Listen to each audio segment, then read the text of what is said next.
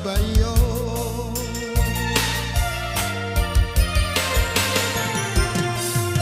Sembilan bulan mandek nantikan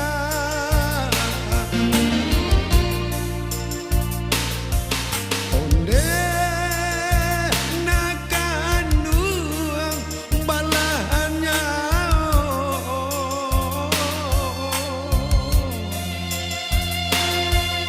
Tapi deh Tuhan tidak mengizinkan buyong dijapui dalam pangkuan. Tapi deh Tuhan tidak mengizinkan buyong dijapui dalam pangkuan. Begumam tangis di dada, milu terasa di pasandian. Rasanya tampak di ruang mata, buyong menangis dalam buayan. Tangi yang tangi bye-bye, bayangan hilang sakit jok mata.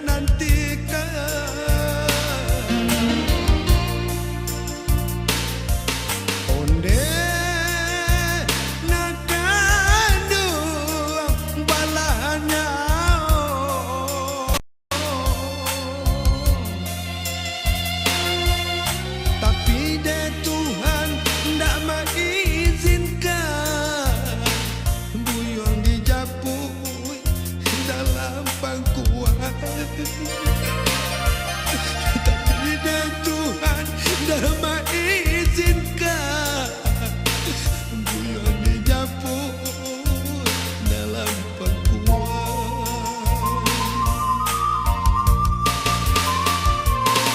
Bagumam tangis di dada, milu terasa di pasandian. Rasanya tampak di ruang mata, buyong menangis dalam buayan.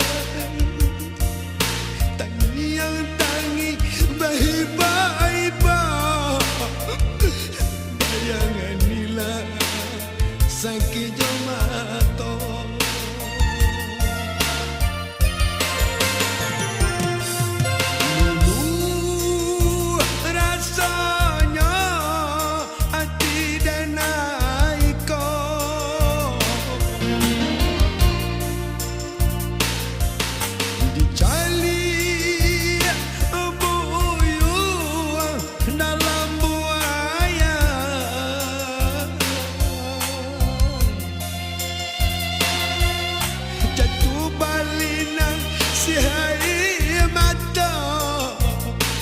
Nyatanya kini hanya rahasia.